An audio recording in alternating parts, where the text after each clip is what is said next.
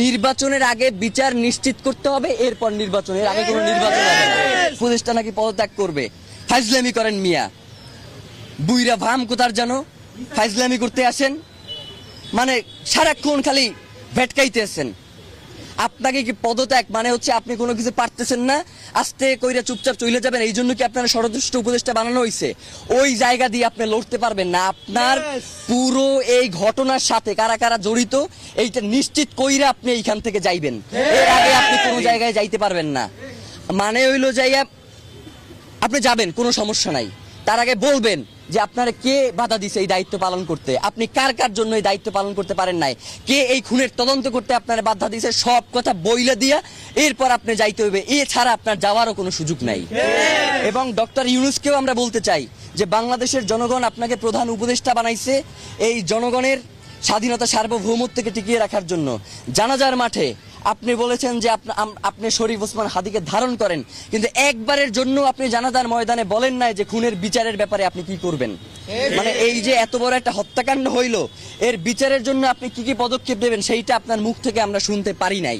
মানে আপনার যে অসহায়ত্ব সেইটা আমরা দেখতে পাইছি, আপনি আসলে কিসের কারণে অসহায় সেইটা আমরা জানতে চাই। আপনাকে কে অসহায় করে তুললো এইটা আমাদের কাছে আপনার জানাইতে হবে। মানে এইটা না জানাইয়া তড়িঘড়ি করে নির্বাচন দিয়ে এরপর আপনি চলে যাবেন, এইটা হবে না। নির্বাচনের আগে বিচার নিশ্চিত করতে হবে, এরপর নির্বাচনের আগে কোনো নির্বাচন হবে না। মানে বাংলাদেশের জনগণ শুধুমাত্র ওই সবসময় স্থিতিশীলতা রক্ষার জন্য রক্ত দিয়ে যাবে, এই ভুংসুম শেষ, এইগুলো আর চলবে না। এখন থেকে রক্ত দিব না। প্রয়োজনে যারা আমাদের ভাইকে হত্যা করছে, গুম করছে, খুন করছে, আপনারা যদি এই দায়িত্ব পালন করতে না পারেন তখন কিন্তু রক্ত নেওয়া শুরু করে দেবে। রক্তপাত একবার শুরু হয়ে গেলে এইটা আপনারা থামাইতে পারবেন না। সুতরাং আপনাদেরকে হুঁশিয়ারি করে বলতে চাই যে অতি দ্রুত ওসমান হাদির খুনের সাথে যারা জড়িত তাদেরকে দ্রুত গ্রেফতার করেন। আপনারা যদি সুস্পষ্টভাবে আমাদেরকে বলেন যে খুনি ভারতে পলায়ে গেছে, তাইলে কি করতে হবে? তাইলে যেইটা করতে হবে সেটা হচ্ছে বাংলাদেশে একটা বন্দি বিনিময় চুক্তি আছে, আপনারা জানেন না? এই যে উলফা নেতাদেরকে যে বন্দি বিনিময় চুক্তির মাধ্যমে ভারতে পাঠানো হয়েছে, আপনারা দেখেন নাই? উলফা নেতারা খালি বাংলাদেশ থেকে ভারতে পাঠানো যায়, ভারত থেকে দিল্লির ওই কুত্তা শেখ হাসিনারে বাংলাদেশে আনা যায় না। মানে হইলো যাইয়া বাংলাদেশ থেকে খালি আমরা সবাই খালি সহযোগিতা করবো আর পাঠাবো, কিন্তু ওই দেশে খালি সন্ত্রাসীদের অভয়ারণ্য হবে, ওই দেশ থেকে কাউকে পাঠানো হবে। এই ধরনের ফাইজলামি মার্কা বন্দি বিনিময় চুক্তি আমাদের দরকার নাই।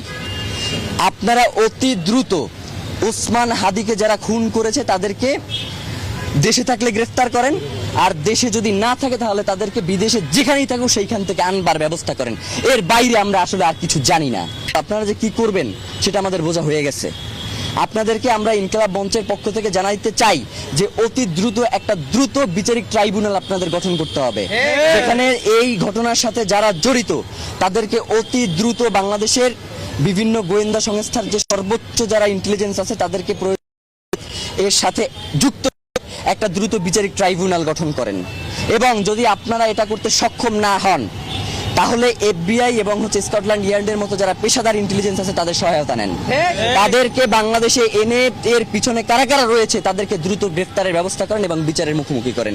কোনো হাঙ্কি পাঙ্কি আমরা শুনতে চাই না। এই যে ইসের বন্দুক যুদ্ধের মাধ্যমে হত্যা করা এইসব বালসালা এখন আর আমরা জানতে চাই না। আমরা চাই ওসমান হাদিকে যারা খুন করেছে তাদেরকে জনতার সামনে এনে আপনারা উপস্থাপন করেন, তাদেরকে বিচারের মুখোমুখি করেন। এর বাইরে আমরা আর কিচ্ছু জানতে চাই।